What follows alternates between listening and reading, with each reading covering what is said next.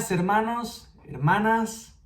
¿Qué tal? ¿Cómo ha ido la semana? Espero que muy bendecidos y bendecidas. Pues en esta ocasión vamos a seguir tratando el tema que empezamos el domingo anterior. Para los que no estuvisteis conectados, empezamos una nueva serie llamada La Revolución de Jesús. Y en el primer mensaje de esta serie estuvimos pues hablando del nuevo mandamiento que dio Jesús en la última cena, que fue el de amarnos los unos a los otros. Y en esta ocasión vamos a seguir en la misma dinámica y he titulado este mensaje Amando al enemigo. Y quisiera que por un momento recordáramos un suceso que como ciudadanos de Barcelona nos marcó, digamos, que un antes y un después. No sé si recordarás aquel verano del 2017, concretamente el 17 de agosto. Sabes bien de lo que te estoy hablando, ¿no? De los atentados de las Ramblas de Barcelona. Yo no sé en qué momento te pilló cuando te enteraste de aquella noticia. Se estaban dando diferentes atentados alrededor del mundo, en París, en Nueva York, Londres, Berlín. Pero a pesar de que había un aviso en Barcelona, se nos hacía difícil creer que algo así pudiera suceder en nuestra ciudad. Yo recuerdo esa tarde que estaba a punto de entrar al trabajo cuando recibo la llamada de mi prima. Se me hizo raro porque cuando alguna vez nos saludamos es por WhatsApp, pues por las redes sociales, pero una llamada pues era algo raro, ¿no? Y yo pues la saludé, me dijo, todo preocupada, Isaac, ¿estáis bien? ¿Qué tal? ¿Cómo estáis? ¿Cómo os encontráis? Y yo, bien, la verdad es que como siempre, nada ha cambiado, no hay nada raro. Pero mi prima sorprendida me dice, ¿pero no te has enterado de lo que ha pasado? Y yo, no, ¿qué ha pasado? Me dice que ha habido un atentado en las Ramblas. Para los que no sepáis, las Ramblas de Barcelona es el lugar más visitado de Barcelona, donde hay más turistas. Siempre, siempre, siempre están llenas. Nos chocó a todos. Y recuerdo aquella tarde, porque yo trabajo en un restaurante. Nos quedamos, la gente no quería salir del restaurante. Se agotó casi toda la carta. Y estuvimos dando un servicio extra de 2 horas para que la gente pudiera ser atendida correctamente. Estaba todo saturado. Room service, terraza, restaurante. Todo estaba saturado. La gente tenía miedo. 131 muertos. 131 heridos. 16 muertos. Y empezaron a salir historias, dramas de personas que habían vivido de cerca, que habían estado ahí en ese preciso instante. Empezaron a salir también historias de personas que habían perdido seres queridos.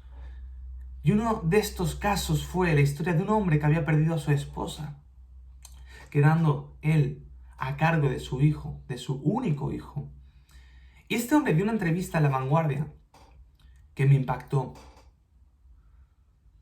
Él empezó a hablar que había tenido que ir a psicólogos, había habido un proceso interno, pero que durante ese proceso entendió que tenía que perdonar a las personas que le habían hecho tanto daño.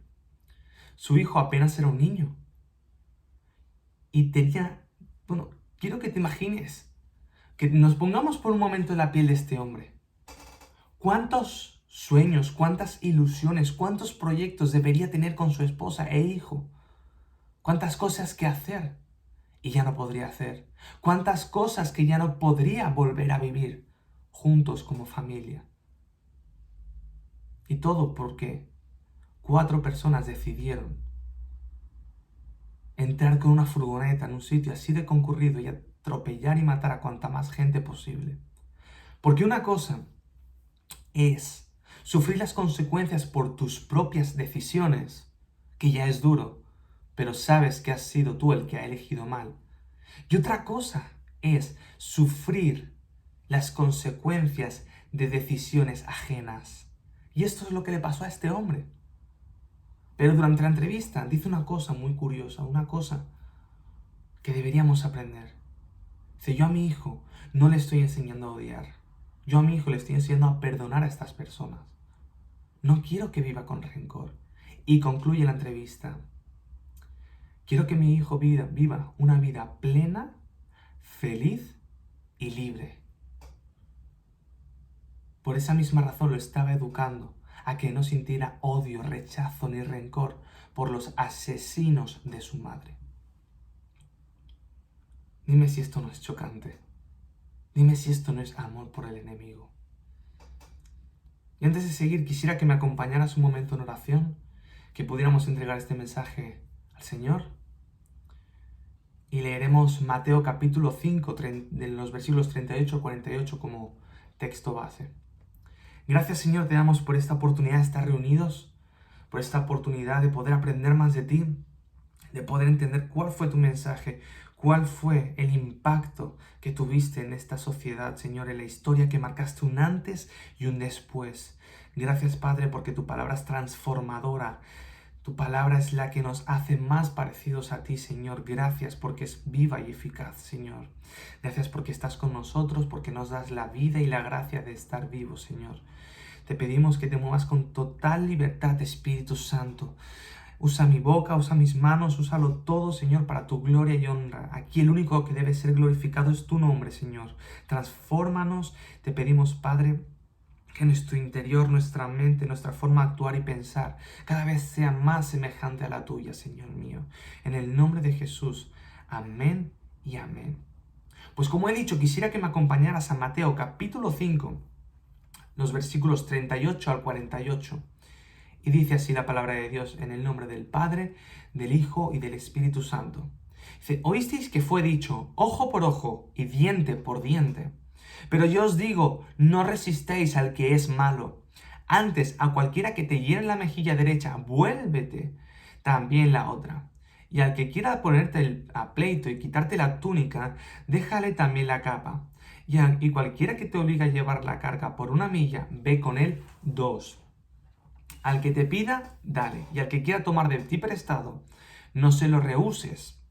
Oísteis que fue dicho, amarás a tu prójimo y aborrecerás a tu enemigo. Pero yo os digo, amad a vuestros enemigos, bendecid a los que os maldicen, haced el bien a los que os aborrecen, y orad por los que os ultrajan y os persiguen, para que seáis hijos de vuestro Padre que está en los cielos, que hace salir su sol sobre malos y buenos, y que hace llover sobre justos e injustos. ¿Por qué si amáis a los que os aman, qué recompensa tendréis? ¿No hacen también lo mismo los publicanos? Y si saludáis a vuestros hermanos solamente, ¿qué hacéis de más? ¿No hacen también así los gentiles? Sed pues vosotros perfectos, como vuestro Padre que está en los cielos es perfecto. Lo primero que vemos en este mensaje es lo conocido como la ley del talión. El pueblo de Israel tenía una de sus leyes a nivel jurídico, era el ojo por ojo. Y esto era algo presente en muchas culturas de alrededor. Lo podemos encontrar en el Código Hammurabi, por ejemplo, o en las 12 tablas, que era la constitución del Imperio Romano, que era, tú robas, si tú matas, tu condena será la muerte. Por ejemplo, esto es la ley del talión. Era una forma de castigar delitos graves, era una herramienta jurídica. Pero ¿cuál era el problema?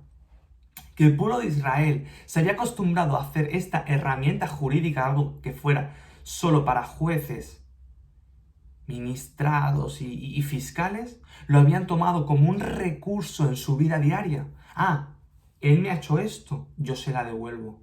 Él me ha insultado, yo lo insulto. Él me ha robado, yo le robo. Se había convertido en un hábito de vida, el ojo por ojo y diente por diente. Como decía, creo que fue Gandhi, ojo por ojo y todos al final acabaremos ciegos, porque al final esto no nos lleva a nada. Y esto de amor al prójimo, sí que es verdad que ya estaba en el Antiguo Testamento, en Levítico 19:18, porque pensamos que esto es nuevo, que esto ya es de Jesús. Pero si nos fijamos en este pasaje en el Levítico 19:18, dice, no te vengarás ni guardarás rencor a los hijos de tu pueblo, sino amarás a tu prójimo como a ti mismo. Otras traducciones dice, amarás a tus compatriotas. Sí que había establecido que tenían que amarse como pueblo. Por eso muchos doctores de la ley habían sacado la conclusión, habían intuido y al mismo tiempo enseñaban al pueblo de que como debían amar a sus propios compatriotas, debían rechazar y aborrecer al extranjero. Pero esto es totalmente contradictorio porque cuando vemos a Dios dando las leyes, una y otra vez les dice al pueblo de Israel, quiero que tengáis sumo cuidado de tres tipos de personas. Tres tipos de personas vulnerables ante la sociedad. Las viudas, los huérfanos y los extranjeros. Tanto en Éxodo como en Deuteronomio 10:29 dice, amaréis pues al extranjero, porque extranjeros fuisteis en la tierra de Egipto. Por esa misma razón, Jesús, en el versículo 43 de este capítulo de Mateo 5, dice, oísteis que fue dicho, amarás a tu prójimo y aborrecerás al enemigo. Jesús dice, amaréis al enemigo, amaréis al que no tiene las mismas costumbres que vosotros, amaréis al que no piensa igual que vosotros, amaréis al que tiene otros dioses, amaréis al extranjero, al que no es vuestro prójimo. Y es que vivimos como fiscales, vivimos como jueces constantemente. Yo mismo cuando veo la tele, muchas veces, yo es que ya ni veo noticias porque me pongo malo. Me pongo en plan juez y empiezo a sentenciar a todo el mundo. Este corrupto a la cárcel, este que roba a la cárcel, este que evade impuestos a la cárcel. Sí, yo tengo que reconocerlo, yo soy el primero que tengo que cambiar eso. Y en eso estoy, en ese proceso. Creemos que tenemos esa voz cantante, que somos ese juez que puede dictar con sentencia moral y ética. Pero ¿sabes qué? Dios no nos ha llamado a eso. Y es que el amor por el enemigo tiene un nombre: gracia. Y esto es algo que tendríamos que conocer muy bien porque en algún momento de nuestra vida lo hemos experimentado, porque nosotros mismos hemos sido enemigos de Dios, pero Él tuvo gracia. Él mostró compasión, Él nos amó sin merecerlo y nos presentó ante el Padre como justificados por la fe.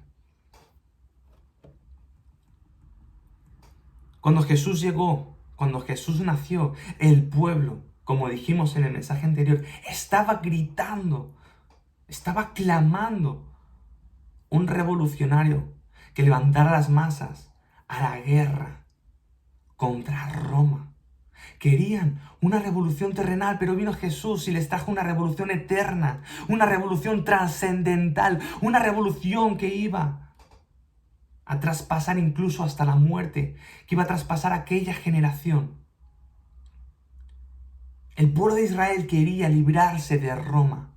Pero ¿sabes qué pasó? Que Jesús en su lugar proclamaría transformación y salvación del imperio opresor. Porque en tan solo unos siglos, aquel imperio que tanto daño había hecho a Israel, más de la mitad de los habitantes de aquel imperio, en tan solo unos siglos, iba a creer en Jesús. Iban a ser cristianos. Por esa misma razón, cuando viene Constantino como emperador, cuando recupera todo el imperio que estaba dividido, se da cuenta que más de la mitad de los habitantes se han convertido, y por eso que hace que el cristianismo, eso entre otras muchas más razones, sea la religión oficial del imperio y deje de estar perseguida. Porque se da cuenta de lo popular que va a ser esa medida. Ahora bien, ¿por qué debemos amar al enemigo? ¿Cuáles son las razones bíblicas para amar al enemigo? Yo he encontrado unas cuantas, un total de 5. Primera razón, porque nosotros también fuimos enemigos de Dios. Como dice Romanos 5, versículos del 10 al 11. Pues como nuestra amistad con Dios quedó restablecida por la muerte de su Hijo, cuando todavía éramos sus enemigos, con toda seguridad seremos salvos por la vida de su Hijo. Así que ahora podemos alegrarnos por nuestra nueva y maravillosa relación con Dios, gracias a que nuestro Señor Jesucristo nos hizo amigos de Dios. Suena fuerte decirlo, párate un momento a pensarlo. Fuimos enemigos del ser más poderoso de todo el universo. Hasta que vino Jesús y dice que nos reconcilió hasta el punto que somos hijos y amigos. Yo no sé si eres consciente de la magnitud de este acontecimiento. Enemigos del ser más poderoso del universo. Enemigos. Pasar a ser amigos e hijos. La segunda razón es porque nosotros en algún momento hemos sido o somos enemigos de alguien. Y es que es imposible agradar a todo el mundo. Tarde o temprano aparecerá alguien que quiera hacernos daño. Tarde o temprano nosotros ofendamos o hagamos daño a alguien. Somos personas, cometemos errores, somos imperfectos. Y en alguna situación o en algún momento vamos a tener algún conflicto, algún malentendido con alguien. La tercera razón es para ser llamado hijo. Un hijo comparte rasgos, comparte el código genético de su padre. Un ejemplo de ello fue David, quien dice en la Biblia que tiene un corazón conforme al de Dios.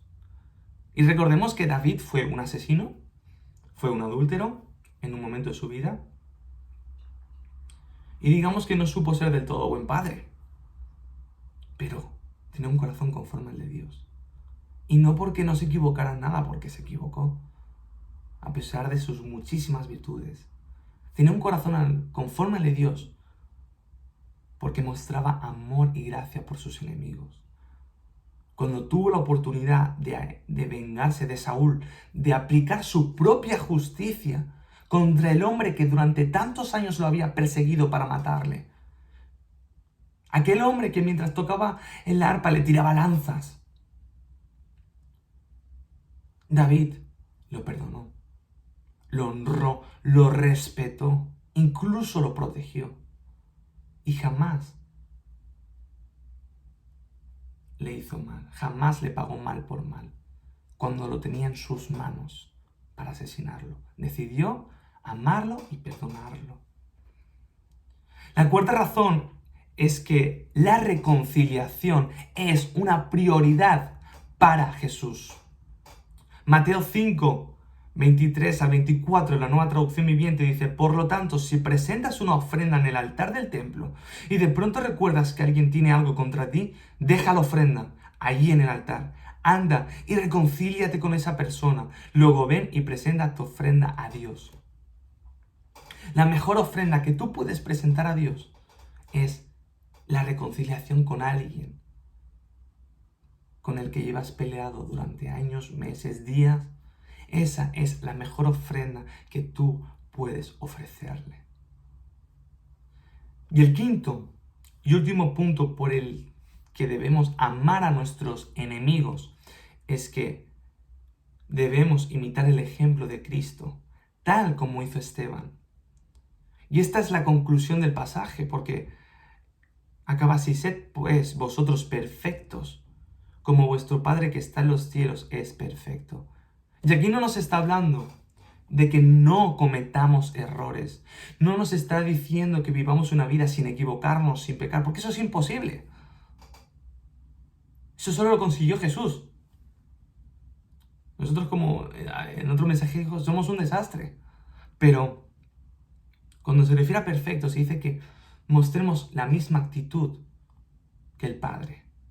Esteban le estaban apedreando. ¿Tú sabes lo que es eso? Que te estén tirando piedras y piedras y piedras, te hagan brechas, te hagan heridas. Sentir cada pedrada sobre tu cuerpo hasta el punto de quedar inconsciente y finalmente morir. Y Esteban aún así, orando al cielo, pidiendo a Dios que perdonara a sus asesinos, en lugar de estar lanzando maldiciones, en lugar de defenderse, en lugar de confrontarlos. Oraba al cielo: Señor, bendícelos porque no saben lo que hacen. Imitando el ejemplo de Jesús en la cruz. ¿Sabes? Hace tiempo leí una entrevista que le hicieron a un cristiano que había logrado huir de Corea del Norte a través de una red misionera de misioneros chinos. Y él comentaba que en Corea del Norte, cuando cogen a cristianos, a la hora de ejecutarlos, porque muchos los ponen en campos de reeducación, creo que les llaman, los ponen en el suelo, boca abajo, atados, uno por uno, así en fila. Y en vez de usar una muerte como la silla eléctrica, que quizás hemos visto más en las películas, o como pasaba aquí en la guerra civil, que de un disparo pues acababan con tu vida, los ponen en fila y con una apisonadora acaban ejecutándolos. Pero este hombre dice que cuando tú estás ahí presente, lo más chocante es que esos hombres y esas mujeres que están dispuestos a dar por su vida por Jesús, en lugar de estar juzgando a la gente que los va a asesinar, está cantando himnos. Está alabando a Dios. Están adorándole. No hay odio en sus palabras. No hay odio en su corazón. Hay una alabanza. ¿Tú te imaginas esa escena? ¿Tú te imaginas el impacto sobre los que están realizando la ejecución? Eso es algo totalmente revolucionario. Porque el ser humano está acostumbrado a, le haces mal, la pagas. Ahí está lo revolucionario, porque la gracia es totalmente ilógica para la mente humana. Por eso a veces tanto que nos cuesta recibirla de parte de Dios y nos cuesta creer que nos ha perdonado. Y ahora bien, ya pasando al último bloque del mensaje, ¿cómo amamos al enemigo? ¿Cómo hacemos esta cosa tan difícil? Porque el mensaje es claro. Dice, pero si amáis a los que os aman, ¿qué mérito tenéis? ¿Cómo marcáis la diferencia? Eso es lo que hace todo el mundo. Pero los verdaderos hijos de Dios aman a aquellos que les hacen daño. Primer punto, evita el conflicto y la confrontación innecesaria. Romanos 12:18, la Nueva Traducción Viviente, dice, hagan todo lo posible por vivir en paz con todos. La Reina Valera dice, si es posible en cuanto dependa de vosotros, estad en paz con todos los hombres. Porque no siempre va a depender de nosotros. Tú puedes tener la mejor intención, tú puedes tener puedes dar el paso para que poder restablecer esa relación, para poder reconciliarte, pero si la otra persona no quiere, bueno, nuestra responsabilidad es hacer todo lo posible por vivir en paz, siempre que esté en nuestra mano. Segundo paso, bendice. Y bendecir es hablar bien de alguien, ni más ni menos. No criticarlo, no calumniarlo, no dejarlo en ridículo ni exponerlo en público. Tercer paso, o tercer punto, responde haciendo el bien. Porque la ley del talión, aunque parece una ley antigua, está como arraigada en nuestros corazones. Me la hacen, me la pagas. ¿Cuántas veces has escuchado eso? Muchas, ¿no? Pero Romanos 12:17 es claro, dice, no paguéis a nadie mal por mal, procurad lo bueno delante de todos los hombres. Eso es gracia en acción. No pagar a nadie mal por mal. Y ahí es cuando, por esa misma razón, Jesús empieza, si tu enemigo te pide, dale de comer, si te pide la túnica, dásela, no le niegues nada. Porque la gracia no solo salva vidas, salva almas por la eternidad. El impacto que puede causar la gracia de las personas es transformador, es radical. Es más poderoso que de lo que creemos. Deja a la persona pensando en plan, pero ¿cómo puede ser que me haya perdonado después de todo lo que le he hecho?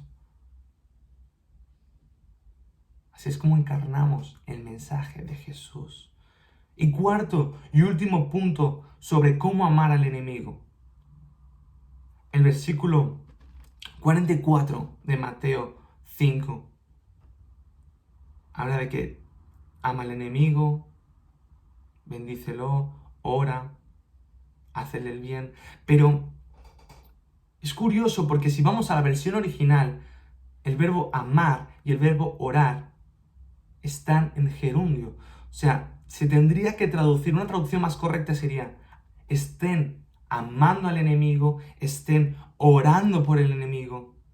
Y esto lo que nos quiere mostrar es que el versículo nos está hablando de un estilo de vida, de una acción constante, de estar constantemente amando al enemigo, orando por el enemigo, que forme parte de nuestro estilo de vida. No nos está hablando de una sola vez, sino que en el día a día, en nuestros hábitos, en nuestra rutina, vivamos siempre amando y orando por el enemigo. Y esto es quizás el rasgo que más nos distingue o debería distinguirnos. Pero desgraciadamente, la gente tiene un concepto muy malo de la iglesia. Gandhi en una ocasión le escribió a Martin Luther King y le dijo, me gusta tu Cristo, pero no tus cristianos. ¿Y sabes qué concepto tiene la gente de la iglesia? Yo el otro día estaba hablando con mi jefe. Le estuve hablando para ver si para mirar ofertas de salas, para reunirnos como iglesia. Y cuando le expliqué que era cristiano, ya te puedes imaginar el gesto que hizo. No dijo mucho, pero su gesto, cómo le cambió la cara. Como de decepción, hasta de enfado, una mezcla de decepción y enfado, como, ¿en serio? Demostró lo que mucha gente piensa. ¿Por qué? Deberían conocernos como las personas que más amamos, como las personas que más gracia ofrecemos. Pero desgraciadamente nos ven como gente que en lugar de amar odia. Que odia al que es diferente, que odia al que no piensa como nosotros, que odia al mundo. Cuando Jesús realmente no odiaba al mundo. Jesús, Juan 3:16 dice, porque de tal forma amó Dios al mundo. Al mundo. El mundo engloba creyentes y no creyentes. La iglesia y los que no están en la iglesia. A todos nos amó.